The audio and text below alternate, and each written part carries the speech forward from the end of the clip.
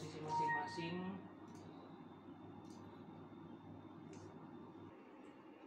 Trim dikebuk terus ya. Kayak gini deh.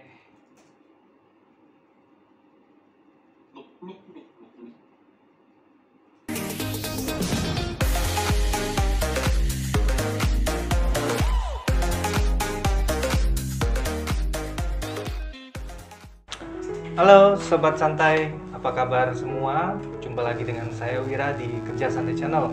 Pada kesempatan kali ini kita ada kedatangan bintang tamu spesial ya. Dia adalah adik saya sendiri, yaitu Halo. Mario. Dia adalah seorang full-time professional stock trader. Jadi memang pekerjaan penuh waktu ya. Senin sampai Jumat itu mentradingkan saham ya. Nah, bagaimana teman-teman penasaran figurnya seperti apa, terus mengapa dia memilih menjadi seorang full-time trader? Kita lanjut ya. Kita langsung aja. Ini ya, tolong bisa kamu ceritakan. Kamu dulu kan kerja di Astra ya. Posisi udah enak dan juga karir udah bagus lah. Kenapa kamu akhirnya berhenti banting setir, pindah ke trading saham? Padahal trading saham itu kan kita tahu ini resikonya tinggi. Bisa hilang modal sewaktu-waktu.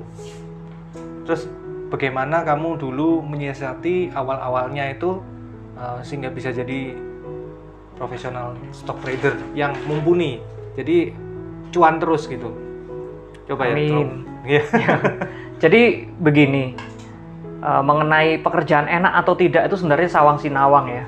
Banyak juga pekerjaan yang orang lain melihat itu enak, padahal sebenarnya kita yang lebih tahu, kita yang menjalanin.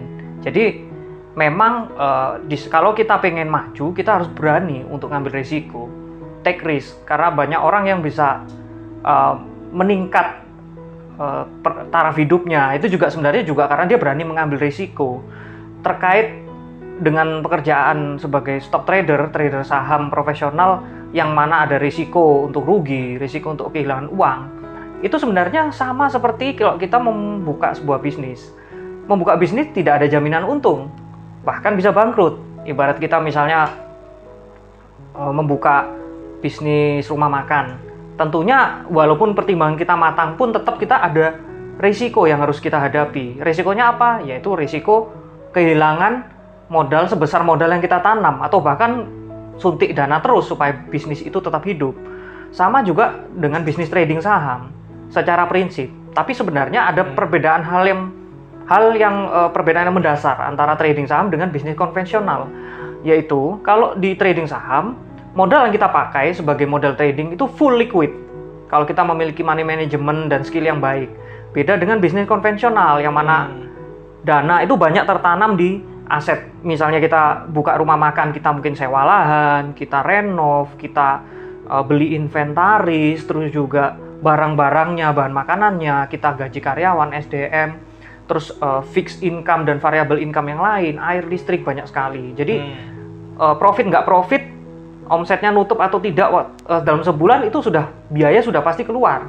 Sementara kalau trading saham, kita nggak perlu bayar apa-apa, paling cuma internet, listrik, AC, sama modal awal untuk trading. Jadi kita nggak perlu gaji siapa-siapa. Cuman memang kembali trading ini adalah bisnis psikologis, di mana kita bertarung dengan diri kita sendiri. Jadi kita harus benar-benar bisa melatih diri kita, menikmati semua proses jatuh bangunnya dari awal sampai suatu saat kita sudah bisa menemukan pola yang cocok supaya kita bisa profit dengan konsisten di market. Bisnis pun juga sama, bisnis konvensional. Jadi kan buka usaha nggak mungkin langsung serta-merta langsung omsetnya besar, langsung bisa nutup operasional, bisa profit, bisa jadi sumber penghidupan, kan enggak. Semua butuh proses. Jadi seperti itu. Jadi semua adalah keberanian untuk mengambil risiko, melangkah lebih maju. Karena lawan dari hidup yang mapan itu adalah hidup yang nyaman. Kita kalau sudah berada di comfort zone, biasanya ya hidup kita ya akan flat begitu-begitu saja. Jadi kita harus berani take risk untuk level up, untuk meninggalkan zona nyaman kita, untuk menuju suatu hal yang lebih baik, yang punya prospek ke depan. Tapi harus dijalani dengan tekun, gitu. Jadi kesimpulannya nih, kamu keluar dari zona nyaman, Iya, keluar mencoba dari sesuatu zona yang nyaman. baru, Iya. supaya apa istilahnya, kamu melihat prospek ke depan di trading saham ini ya. Kenapa kok saham bukan forex? Bukan, sekarang kan lagi kripto juga. Kenapa kok saham? Simply karena jam buka Bursa Efek Indonesia sama dengan jam kantor. Di saat kita trading, di saat orang lain kerja, kita kerja. Orang lain masih di kantor, kita udah tutup laptop, sudah tidur. Nah, jamnya kan cuma jam 9. Lebih teratur ya. Teratur. Kita jam Bursa Efek Indonesia ini bukanya jam 9, cuma jam 9 sampai jam 3:04. Di mana sesi 1 itu jam 9 sampai setengah 12, jam setengah 12 sampai setengah 2 kita istirahat, setengah 2 sampai jam 3:04 sore itu sesi 2 sama penutupan. Sudah. Habis itu bursanya tutup, kita sudah bisa waktu untuk keluarga. Jam 9 sampai jam 3:04. 3:04. Senin sampai Jumat. Sabtu Minggu kita santai. Jam ya berarti ya? 4 jam market, 2 jam istirahat. Wah, berarti hanya 4 jam aja ya kerjanya 4 jam. ya? Dan 1 minggu hanya 5 hari ya? Iya. Senin sampai Jumat ya? 1 bulan 21 hari kerja kurang lebih. Itulah. Jadi Sobat Santai, pertimbangannya kenapa kok Rio memilih di trading saham ya? Bukan berarti di trading di forex sama kripto nggak baik ya. Tapi ada kelebihan kekurangannya masing-masing ya. Ya, itu soal pilihan. Dan juga kan gini ya, kan kalau di saham Indonesia ini kan beda ya dengan saham luar negeri. Kayak di Amerika atau di Hong Kong atau apa ya. Apa sih yang membedakan trading saham Indonesia sama saham luar ya? Perbedaan hal yang mendasar itu adalah soal batasan harga atas dan bawah, itu yang pertama. Kalau di bursa US itu nggak ada auto reject atas alias atap, harga atapnya hari itu nggak ada. Dan auto reject bawah alias harga lantainya hari itu nggak ada. Jadi kalau naik dia bisa bablas 100% sehari, 1000% sehari. Kalau turun ya terjun ya bisa bablas minus 50% sehari, bahkan minus 99,9% sehari bisa. Langsung gitu. Habis ya modal ya? Langsung gitu ya? Habis.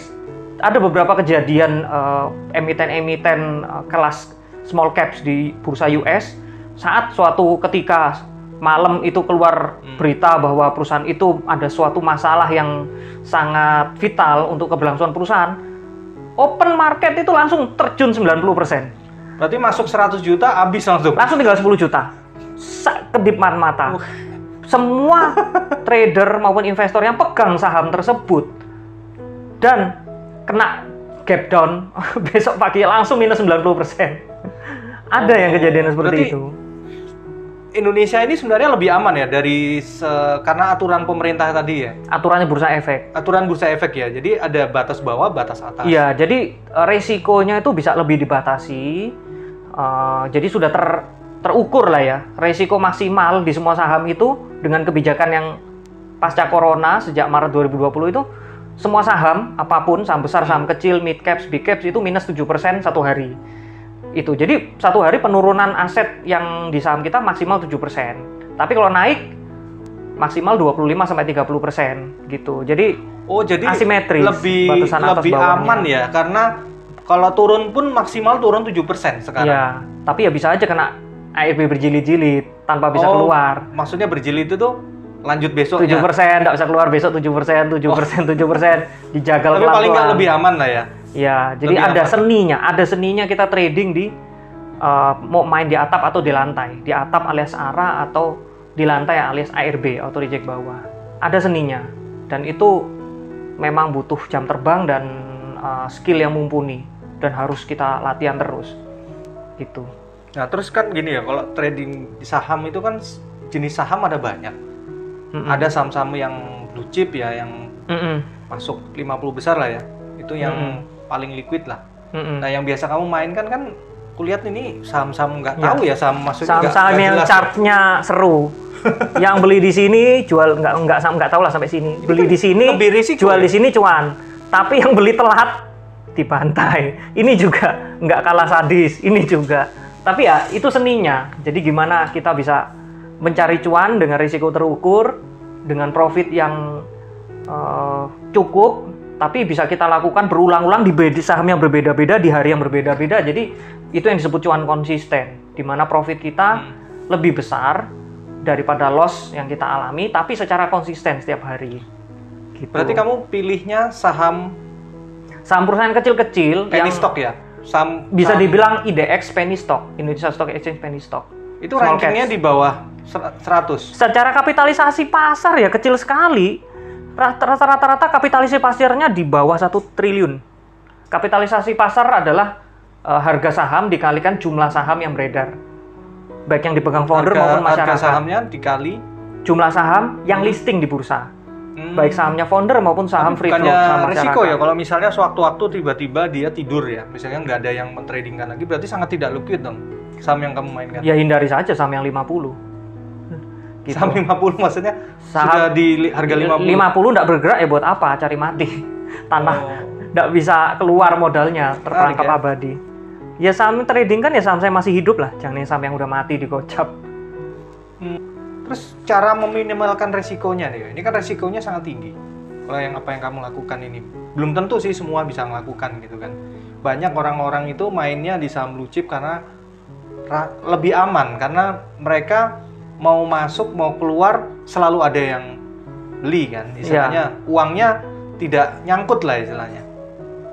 Apa ya strateginya supaya bisa meminimalkan resiko kalau misalnya nih teman-teman ini pingin coba ya istilahnya, memang resikonya lebih tinggi tapi kan hasilnya lebih tinggi, lebih cepat dan lebih konsisten kalau bisa tahu celahnya. Dan ada tadi tingkat pengamanannya 7% dan kalau naik sampai 25% tadi kan. Secara teori begitu Secara ya. teori ya. Jadi intinya gini, Warren Buffett kan bilang, risk comes from not knowing what you're doing. Alias, resiko itu ada karena kita tidak memahami, tidak menguasai apa yang kita kerjakan. Jadi sebenarnya semua itu kembali ke keterampilan yang dibentuk oleh jam terbang dan evaluasi yang berkala. Jadi memang trading saham gorengan berisiko, sangat berisiko. Trading saham blue chip berisiko juga. Cuma risikonya lebih kecil. Saham blue chip paling tidak risiko suspend atau risiko likuiditas ya kalau masuk dana gede. Tapi nyangkut bertahun-tahun ya bisa saja. Ibarat orang yang ada salah satu institusi besar BUMN, Sabri, beli perusahaan gas negara di harga 4.800 di 5 tahun 6 tahun yang lalu, sekarang uangnya tinggal sepertiga dan masih nyangkut sudah 7 tahun 6 tahun. Blue chip aman ya, aman dari pilot ya. Itu ya, paling nggak dia bisa mencairkan meskipun rugi masih bisa narik uangnya kan. Tapi kalau institusi BUMN tanpa perintah atau tanpa persetujuan DPR atau dari pemerintah, kepencet cut loss masuk penjara dia, menghilangkan uang negara. Iya, pasal korupsi itu. Jadi memang kembali ke preference masing-masing ya, karena market ini cyclical. Jadi ada momen-momen di mana blue chip yang naik. Cyclic. Oh, cyclic. Jadi ada siklusnya. Siklus ya. Siklusnya. Jadi ada momen-momen di saat IHSG bullish naik gila-gilaan, itu yang main blue chip semua, gorengan minggir. Saham gorengan jadi nggak menarik karena money flow-nya lebih ke saham-saham yang kapitalisasi besar. Tapi kalau IHSG-nya lagi sideways atau masih tidak jelas, bergerak nggak kemana-mana, itu saham gorengan yang main karena money flow-nya pindah ke saham-saham yang lebih volatile. Jadi ada siklus market. Jadi ya sama trader apapun ada masa-masa panen, ada masa paceklik, ada masa-masa biasa-biasa aja gitu. Jadi sama. Jadi tadi ya kalau dibandingkan dengan bisnis konvensional, kembali lagi yang tadi ya, itu saham ini tidak membutuhkan operasional yang lebih besar. Karena kan kita tidak perlu sewa tempat, kita tidak perlu stok barang ya. Saya udah pernah ngalamin kan buka warkop akhirnya rugi juga. Persaingan ya. Memang kalau di trading saham juga persaingannya ketat sekali dong.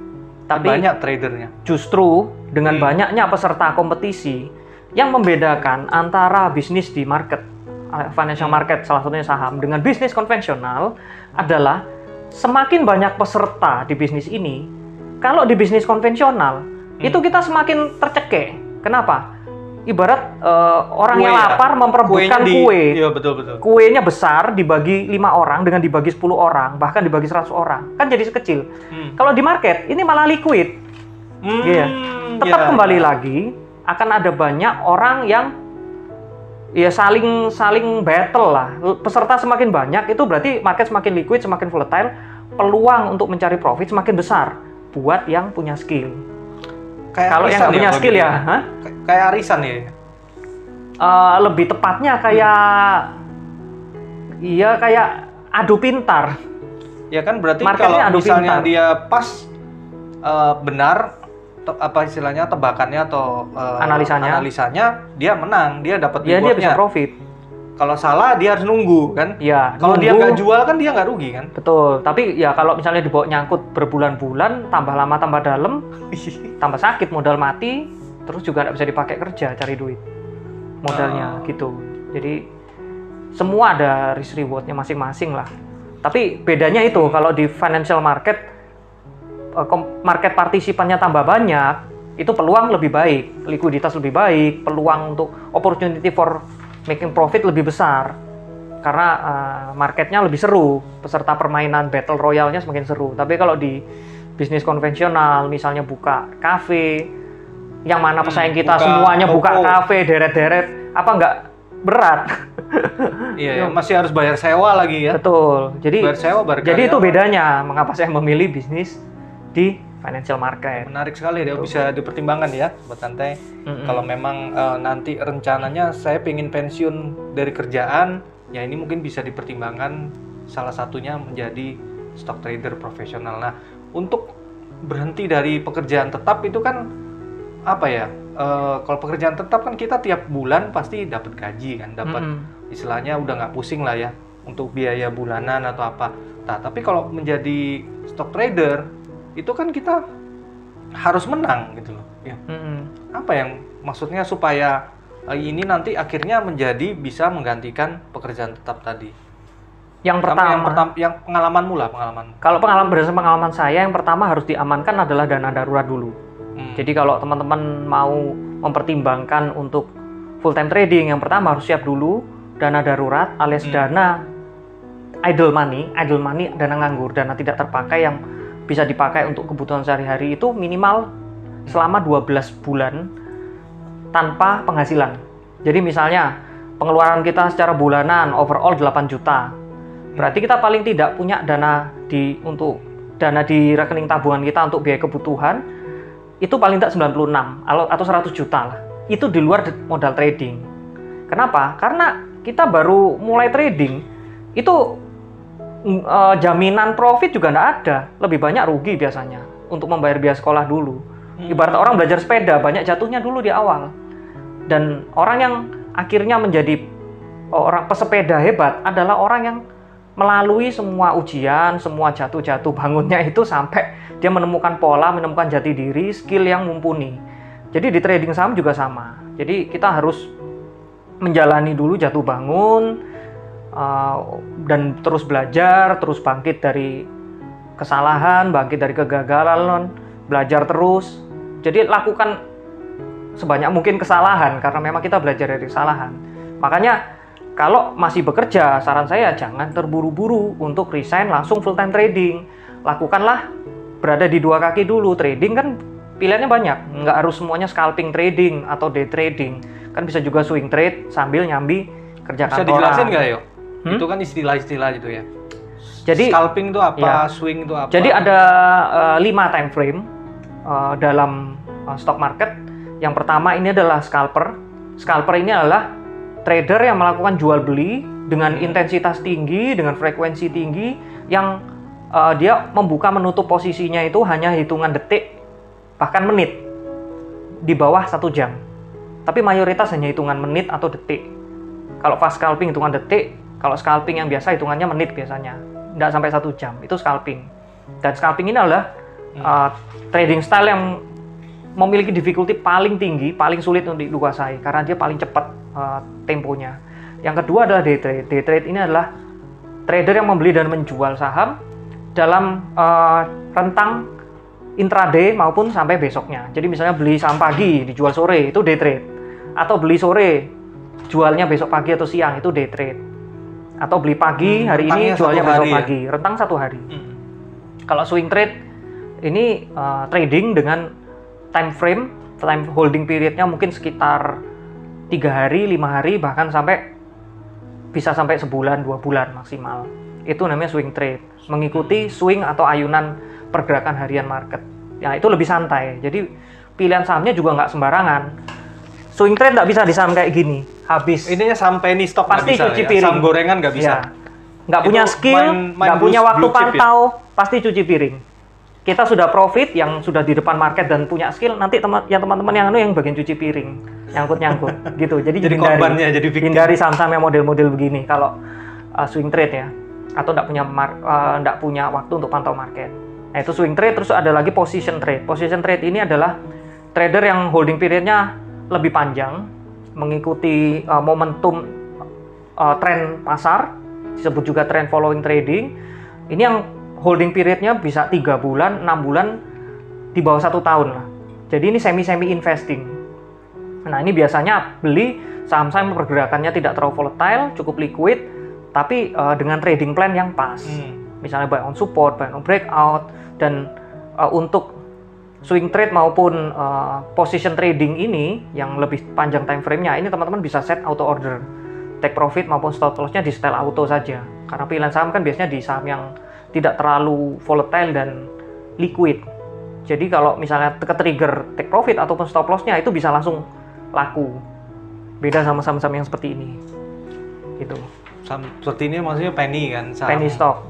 Saham yang nggak ada ininya lah istilahnya. Nggak ada transaksinya, tiba-tiba diangkat gitu. Iya, kita masuk kalau pas rame, keluar sebelum pesta selesai. Ibarat copet itu kan beraksi dalam keramaian. Scalper inilah copet, beraksi dalam keramaian. Kalau tempatnya sepi ya digebukin, alias rugi lah. Yang terakhir itulah investor. Investor adalah yang berarti beli saham. Ya? 5. Scalper, day trade, swing trader, trend following trader, alias momentum trader sama investor. Investor ini yang beli terus ditinggal tidur. Nggak pernah dilihat, nggak perlu sering dilihat. Holding periodnya mungkin bisa setahun lebih, di atas setahun biasanya. Berarti kayak Warren Buffett. Ya, beli saham buy on forget. Ya, Lo Keng Hong. Buy on forget. Ya, tidak pernah peduli pergerakan 2 tahun ya dia ya. Iya, bisa 2 tahun, setahun, bisa 5 tahun gitu. Jadi membeli hanya perusahaan-perusahaan yang berfundamental baik, yang secara bisnis sehat. Jadi tidak risiko nanti masuk ke harga 50 alias gocap ataupun delisting ataupun pilot lah. Itu kan juga risiko terbesar di pasar saham. Kalau delisting atau pilot, kalau pilot kan juga sudah total loss. Modal kita 100% hilang di situ. Gitu. Terus ada lagi ya, untuk strategi trading saham kan kita umum ya, orang awam tahu, pernah dengar technical sama fundamental. Nah, kamu sendiri mengikut yang mana? Lebih ke technical atau ke fundamental? Kalau time frame seperti saya ya pasti bukan fundamental lah, sudah pasti itu. Technical. Salah tempat kalau pakai fundamental trading kayak saya. Ya pasti technical dan bandarmologi dan ilmu tape reading. Apa itu ya bandarmologi sama tape reading? Bandarmologi itu jadi begini. Kalau technical ini adalah kita berfokus pada analisa pergerakan harga, melihat pergerakan harga berdasarkan chart ya. Fokusnya ke chart. Kalau fundamental melihat kesehatan perusahaan, rasio valuasi perusahaan, fokusnya di laporan keuangan. Tapi kalau bandarmologi ini melihat pergerakan big player. Karena di Bursa Efek Indonesia ini broker alias sekuritas, siapa yang pakai sekuritas pembeli dan penjual itu kelihatan. Sekuritasnya anggota bursa, sekuritas kan ada sekitar 102 di bursa. Itu kelihatan. Dan kita harus hafal mana broker bandar, mana broker repo, mana broker tidak jelas, mana yang suka copet-copet. Itu kita bisa melihat secara real time. Di Bursa Efek Indonesia ada. Di bursa-bursa luar nggak ada broker summary. Murni price action, murni technical. Jadi istimewanya di Bursa Efek Indonesia ada namanya analisa bandarmologi. Tapi kita nggak endorse Bursa Efek loh, nggak, ini hanya pengalaman aja. Iya, jadi ini kelebihan sama salah satu kelebihannya ya. Trading di Bursa Efek Indonesia adalah kita bisa analisa siapa yang beli, siapa yang jual secara real time. Jadi kita bisa ngikut pergerakan pemain besar. Gitu. Jadi kalau ada ikan paus yang membelah arus ya kita ikut aja di belakangnya. Gitu. Maksudnya jadi, yang punya dana besar itu ya. Betul, yang bisa menggerakkan pasar, bisa menggulung euforia pasar, ya kita ngikut aja. Kita ikut di belakangnya si paus, whale yang bisa membelah arus. Jadi win rate trading kita lebih baik. Gitu. Tape reading itu juga sama dengan bandarmologi? Beda. Kalau tape reading itu lebih ke technical sih. Lebih ke technical ya. Technical tapi lebih ke ilmu statistiknya. Kalau yang analisa chart ini kan lebih ke analisa pergerakan harga. Kalau tape reading alias melihat transaksinya begini, bid overnya, ini lebih ke sama bagian dari ilmu teknikal, tapi teknikal yang bagian untuk statistiknya. Gitu. Ini kan kayaknya rumit Siapa yang banget beli? ya. Maksudnya ini ada beberapa saham yang Iya. kamu pilih ya. Tapi kok grafiknya begini-gini ya? Maksudnya tajam. Naik tajam, turun tajam. Ya karena chart seperti ini yang bisa menghasilkan uang. Paling besar ya.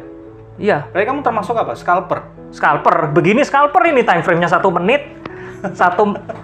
5 menit terbang, 3 menit berikutnya terjun. Ya harus di depan layar lah kalau trading barang-barang begini. Trading barang-barang yang jahat kayak gini. Tapi buat yang terlatih ya kita bisa profit dari barang begini. Kalau yang nggak terlatih ya cuci piring.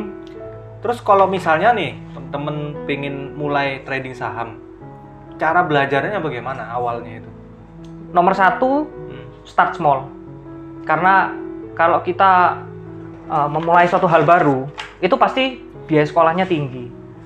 Dan kalau misalnya kita memulai dengan dana yang siap hilang, maka psikologi kita akan lebih baik. Karena biasanya trading awal-awal pasti banyak ruginya. Saya jamin, karena saya juga sudah ngalami kan dulu dari 2017. Jadi ibarat kita udah siap dengan uang sekolah yang kita taruh di RDN, rekening dana nasabah broker saham. Jadi kalau kita taruh dana siap hilang, ya terjadi kerugian yang memang sudah siap kita tanggung, ya sudah nggak apa-apa. Misalnya teman-teman dana siap hilangnya 5 juta, ya udah masukkan 5 juta di RDN. Kalau nggak ikhlas hilang 5 juta, cuma ikhlas 1 juta, ya taruh aja 1 juta duit yang siap hilang. Kenapa? Karena trading saham ini bisa pakai lot kecil, ambil posisi kecil-kecil, tapi dengan kita banyak berlatih melakukan transaksi, beli jual tiap hari evaluasi, itu lama-lama jam terbang kita meningkat, kualitas trading kita meningkat, kita akan feelingnya lebih dapat. Yang penting kita bisa aktif terus untuk belajar di market, karena kan nggak ada yang instan. Kalau dari awal langsung mau dana besar, ya kalau profit beginner's luck.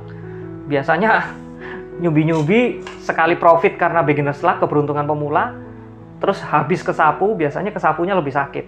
Dan begitu jatuh, bangkitnya sulit. Karena dana gede sudah masuk ke situ. Jadi nggak mungkin scalper untuk pemula ya? Nggak mungkin ya? Mungkin saja, cuma dana kecil saja. Dana siap hilang. Waktu juga ya? Kalau misalnya mereka masih kerja gitu kan? Oh jangan, nggak bisa. Pengen belajar saham, sedangkan kan saham ini ada waktunya. Ya kan? Jadi saya tidak rekomen kalau masih kerja kantoran dan memang tuntutan kantornya, setiap kantor berbeda ya, tapi kalau memang pas jam scalping, yaitu jam 9 sampai jam 10 di Bursa Efek Indonesia itu adalah jam paling volatile, itu masa-masanya orang untuk copet. Kalau memang jam 9 sampai 10 tidak ada waktu untuk mantau market secara konstan, lebih baik jangan scalping. Berarti apa? Swing trading saja. Swing trading saja. 1 minggu ya? Iya, bisa beberapa hari. Harian nih. Iya, jadi nggak terlalu harus bisa dipantau, nggak terlalu harus pantau market, dan bisa pasang automatic order, mau stop loss, mau take profit, semua bisa automatic. Dan nggak bisa penny stock ya, nggak bisa saham gorengan? Nggak recommended.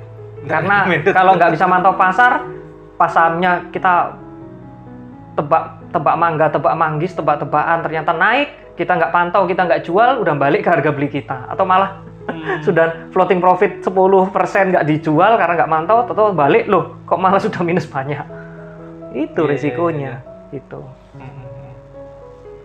Terus kalau untuk orang pemula ya, trading saham itu kan kamu kan harus lihat chart seperti ini.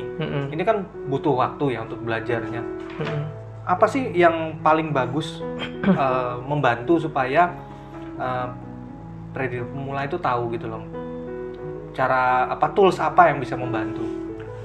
Kalau tools saya nggak pakai plugin dari aplikasi luar ya, saya pakai broker, aplikasi yang memang bawaan broker. Kebetulan saya pakai broker Mirai Asset, broker yang memang sudah saya pakai dari awal saya mengenal saham. Ini yang paling cocok buat saya. Bukan endorse ya, tapi ini yang sepengalaman saya, toolsnya sangat lengkap. Bisa di external monitor seperti ini, terus semuanya lengkap, running trade, chart real time IHSG, signal search saham yang sedang ramai, terus juga layoutnya juga oke, terus juga transaksinya cepat. Jadi memang kalau untuk scalper trader menurut saya paling cocok broker ini. Jadi di dalam apa aplikasi sudah ada semua ya? Sudah ada semua, jadi kita nggak pakai aplikasi plugins dari luar gitu. Mungkin ada yang suka plugins pakai Ami Broker atau MetaTrader, MetaStock atau Chart Nexus, itu saya nggak pakai. Saya pakai bawaan broker aja udah cukup. Terus kan sekarang ada ya broker yang baru yang modalnya kecil tuh. Nah, iya. Kayak apa sih? Ajaib Ya, Ajaib. Terus pernah apalagi Peluang. Peluang itu trader itu juga bukan? Kalau Peluang itu lebih ke marketplace ya. Dia biasanya kalau trading saham via Peluang, biasanya dia ada kerjasama sama salah satu broker resmi sekuritas di Indonesia. Tapi saya nggak tahu dia kerjasamanya sama sekuritas apa. Jadi Peluang itu kayak marketplace kan. Dia bisa trading lebih lambat ya. Pastinya, pastinya. Respon time ya. Pasti order quote-nya juga pasti ada delay. Dan sangat tidak recommended kalau memang stylenya fast trading. Gitu. Itu untuk technical. Jadi sebenarnya technical itu yang kamu pakai. Terus fundamentalnya kamu ada pakai nggak fundamental? Kalau fundamental misalnya melihat rasio ke valuasi perusahaan saya nggak perlu. Nggak perlu. Karena saya tradingnya cepat, nggak butuh. Semua trader scalper nggak peduli dengan valuasi perusahaan. Tapi kita melihat pakai fundamental juga dalam artian melihat yang pertama perusahaan ini punya hutang obligasi atau medium term note MTN yang jatuh tempo dalam waktu dekat nggak? Ini kalau misalnya untuk day trade atau swing trade ya. Karena scalper kan nggak pernah nginep barang. Kalau nginep barang, misalnya emiten yang kita pegang itu ternyata punya hutang obligasi yang jatuh tempo sementara kasnya nggak mencukupi dan dia gagal bayar, ini resiko disuspend emiten ini. Suspend berarti dihentikan kegiatannya ya? Ya, nggak boleh modal trading. kita nyangkut. Dan kalau sudah suspendnya lama, suspend karena gagal bayar itu berat. Banyak contohnya ya, Modern Land, Tele, Tifon Mobile, terus Trio, Trikomsel Oke, Sril Tekstil lah, perusahaan tekstil, Sri Rezeki Isman, terus juga Garuda. Berapa banyak orang yang dananya terperangkap abadi? Iya, itu suspend. Sudah sejak berapa bulan lalu, sejak Agustus kalau nggak salah, Agustus September. Garuda pesawat? Iya. Kan equity-nya minus itu. Ya? Equity-nya minus itu, minus 70 triliun. Ibarat terus berarti pemerintah. Ibarat perusahaan ini aset dibanding hutangnya itu minus 70 triliun. Misalnya asetnya 10 triliun, hutangnya 80 triliun. Jadi equity minus 70 triliun. Dan ada hutang obligasi yang gagal bayar. Saya kapan hari juga sempat pas Garuda volatile saya trading, nggak boleh disimpan, nggak boleh dinepin. Ya risiko suspend. Ya kalau pilot gimana? Pemerintah mau geser ke Pelita Air jadi maskapai nasional ya game over lah. Cara melihatnya itu dari apa ya? Mencari tahu berita itu dari mana? Dilihat di laporan keuangan bisa. Laporan keuangan annual report ya. Annual report. Bisa dari news juga. Dari newsnya ya? Dan news ada di sini. Kalau annual report, laporan keuangan tahunan itu bisa kelihatan. Hutang-hutang obligasi berapa, jatuh temponya kapan, dilihat dari news juga. Jadi, dan juga biasanya bursa ada notifikasinya. Ada markernya. Misalnya di mana? Di websitenya Bursa Efeknya? Notifikasi misalnya perusahaan ini bermasalah, belum setor laporan keuangan, atau equity minus, atau ada moratorium alias pengajuan PKPU dari kreditur, itu ada. Kalau di Mirai ada namanya menu 0707. Itu yang kepailitan itu ya? Iya, penundaan kewajiban pembayaran utang. Udah, itu kalau emiten kayak gitu, tapi nggak kesuspend, jangan pernah dinepin sahamnya. Sayangi duitmu. Karena niat kita cari kecil-kecil. Itu berarti kamu melihatnya misalnya pengen tahu saham ini, kodenya ini kamu cari tahu beritanya di Google gitu ya? Bisa. Terus juga ini Google atau langsung dari itunya ya? Dari sini bisa kelihatan kok ada newsnya. Kelihatan nggak itu? Agak jauh jaraknya. Ya ini langsung bisa dilihat stock news atau dari sini bawaan. Loh ini ada newsnya. Oh sudah aja newsnya. Iya, ya? Sudah lihat aja di sini. Atau tinggal tambahannya nyari di Google. Mungkin tiap broker ada ya itunya newsnya ya. Seharusnya ada. Harusnya ada, tapi interface-nya beda-beda setiap broker. Ini kebetulan broker yang sudah saya pakai lama. News itu untuk fundamental. Lebih yang kamu pakai sehari-hari adalah teknikalnya sama bandarmologi tadi ya. Iya. Sama tab reading apa lagi itu? Melihat analisa transaksional, pergerakan permintaan dan penawaran. Siapa yang harga bisa naik karena kita beli langsung di harga penawaran alias offer, alias makan kanan. Jadi harganya naik. Harga bisa turun karena ada yang buang kiri. Top reading itu kamu Jualan lihat di bid. berapa jumlah penawaran sama jumlah permintaan ya, maksudnya Iya, terus offer juga sama tadi ya, apa sih namanya, offer sama bid. bid sama offer. Banyak yang dilihat, banyak. Jadi itu juga butuh waktu, takes time to practice, takes Berarti time nggak bisa to ya have the newbie skill. itu langsung terjun ke saham Langsung mau full time dengan harapan trading. langsung dapat untung besar gitu ya, nggak bisa ya. Harus Coba dipelajari. saja. Coba saja, itu hanya ada dalam mimpi menurut saya. Bukan mematahkan semangat ya, tapi Jadi ya jadi gini, kita harus realistis kalau memiliki semangat, memiliki keinginan, itu kita harus realistis bahwa semua itu takes time to practice. Jadi kalau berharap untung cepat, untung instan, oke lah, mungkin sebulan pertama, 2 bulan pertama masih beginner's luck, keberuntungan pemula. Tapi begitu beginner's luck-nya hilang, biasanya sih berbalik, profitnya itu ditelan market. Sak modal-modalnya juga. Kalau kita trading terus mulai profit, terus juga mulai jumawa, mulai juaji, mulai merasa paling jago, paling bener, denial, itu biasanya itu denial, penyangkalan diri. penyangkalan. Misalnya nyangkut, oh harusnya saham ini naik, oh harusnya ini bertahan support ini, kita average down lagi, misalnya denial kan, beli terus dibanting, berhenti di support selama beberapa hari, kita average down lagi, beli lagi lebih banyak, bahkan pakai margin, ke bawah nyangkut lagi lebih dalam, denial, semakin denial biasanya suatu saat karir trading kita bisa saja berakhir. Jadi kita harus tetap harus humble, low profile, dan market selalu benar, bukan market nggak selalu bergerak sesuai keinginan kita. Jadi yang penting jaga, manage your risk, dan harus disiplin dengan trading plan. Kapan kita harus take profit, kapan harus cut loss. Nah, kapan itu hold. harus masuk dan kapan kita harus keluar. Jadi ya kita harus punya trading plan. Kalau scalping, trading plan-nya sudah ada di otak. Jadi cepat sekali, kita mau masuk lot berapa, kita harus punya kemampuan hitung cepat. Oh, berapa lot ini equal setara berapa rupiah, berapa persen modal kita, itu semua harus dipikir di otak langsung, karena kita kan harus langsung mengambil keputusannya dalam hitungan detik. Mana yang rame langsung hajar kanan, langsung beli, makan di over. Nah, kamu menentukan yang mau kamu mau beli saham apa itu pada saat open market, kamu lihat di running chart itu tadi yang harga itu, atau kamu sudah ada planning malam sebelumnya kamu tentukan dulu. Setiap tutupan pasar saya sudah tahu apa yang harus saya pantau. Ditambah lagi besoknya ya. Ya, itu watchlist utama. Tapi tetap seiring market berjalan bisa jadi watchlist utama saya tidak menarik. Nah, jadi saya bisa langsung switch mantau yang lain. Berarti pada saat jam open market kamu udah tahu nih cara nentukannya gimana nih kalau misalnya orang nggak tahu. Yang penting kita lihat top persen gainer sama top persen loser. Kalau top persen gainer kita lihat mana yang punya volume dan frekuensi trading yang tinggi. Jadi market yang rame yang mana? Biasanya saham yang rame itu bisa akan rame paling tidak 1-2 hari ke depan. Berarti top gainer dan top loser ya? Kalau top persen loser paling yang jatuh mendekati titik support itu yang mana? Support itu kalau versi saya tidak sulit. Indikator yang saya pakai itu moving average, SMA ya, simple moving average 5, 20, 60 sama 200. Jadi itu kita lihat mana yang di support, mana yang kira-kira secara tape reading, secara broksum masih bagus, jadi ada peluang pantulan, itu bisa dipantau gitu. Jadi intinya adalah volatilitas dan volume. Jadi bikin trading plan itu di dalamnya ada watchlist ya.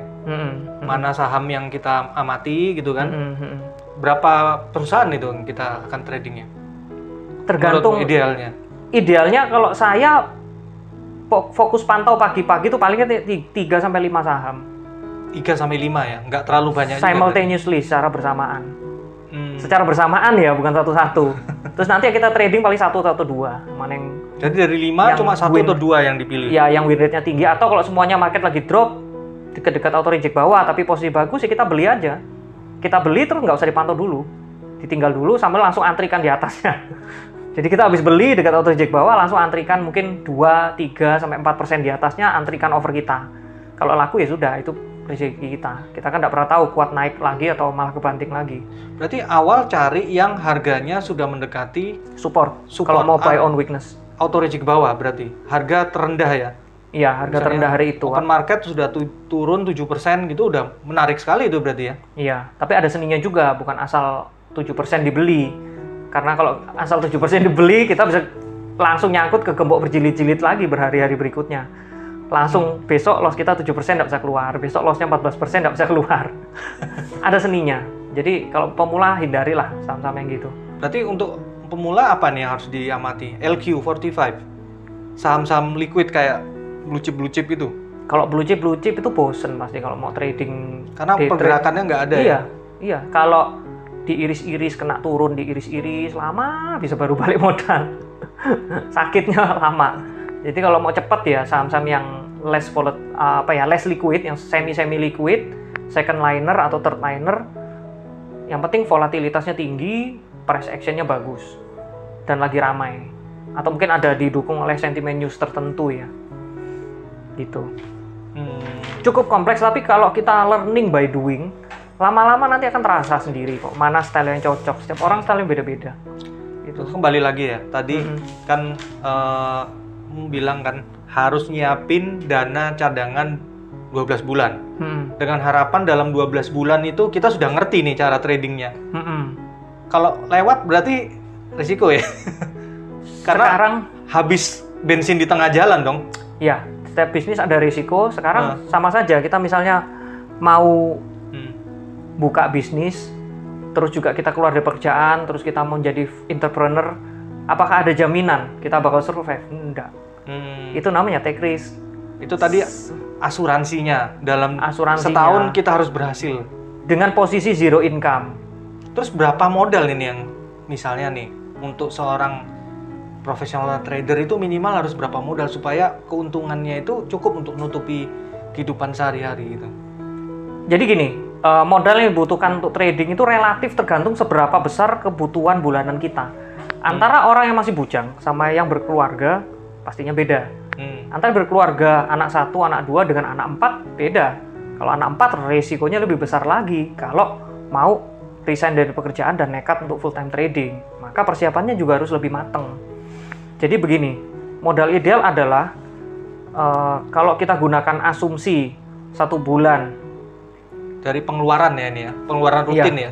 Misalnya pengeluaran kita 8 juta 1 bulan. Ini asumsi lah, misalnya menikah tapi juga hemat hidupnya. 1 bulan pengeluaran 8 juta. Misalnya dia bisa idealnya dapat 5% dari modal trading sebulan.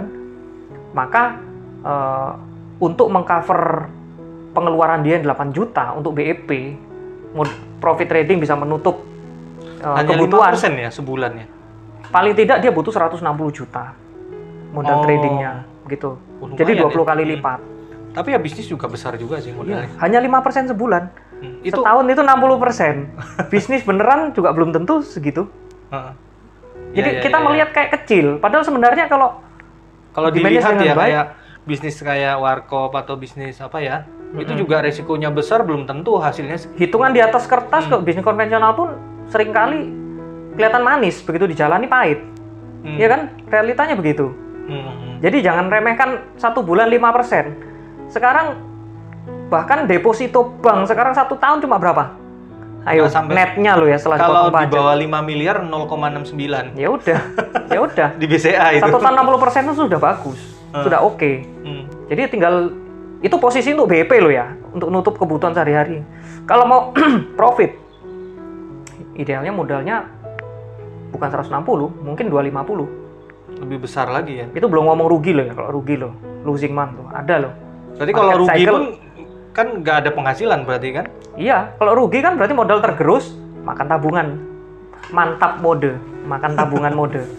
Jadi ya memang professional trading for living is not easy. Mudah didengar, mudah diucapkan, tapi tidak mudah dilakukan. Saya sudah ngalami. Jadi kita harus realistis, tapi juga kita harus benar-benar getol dalam belajar. Karena memang sebagai profesional trader potensinya besar sekali di market. Kalau memang maksudnya kan kelihatannya kita cuma kerja jam 9 sampai jam 3 gitu kan. Habis itu selesai mau main sama anak istri udah bebas, Sabtu Minggu libur ya. Betul. Tapi juga ada risiko kalau kita mengalami rugi atau nyangkut atau kalau market sedang cukup abnormal di luar prediksi atau kebiasaan trading plan kita, bisa terjadi anomali-anomali gitu. Jadi tidak ada jaminan juga kita harus bakal profit. Ya tapi ya saya bersyukur kalau dilihat dari track record sih, end of month saya sejak 18 bulan terakhir nggak pernah merah, hijau semua end of month. Bukannya bermaksud mengecilkan, cuma saya menceritakan realitanya. Karena biasanya kalau pemula itu biasanya mungkin yang dilihat yang enaknya dulu. Tapi saya ceritakan yang nggak enaknya dulu. Kenapa? Supaya sadar, supaya menyadari realita.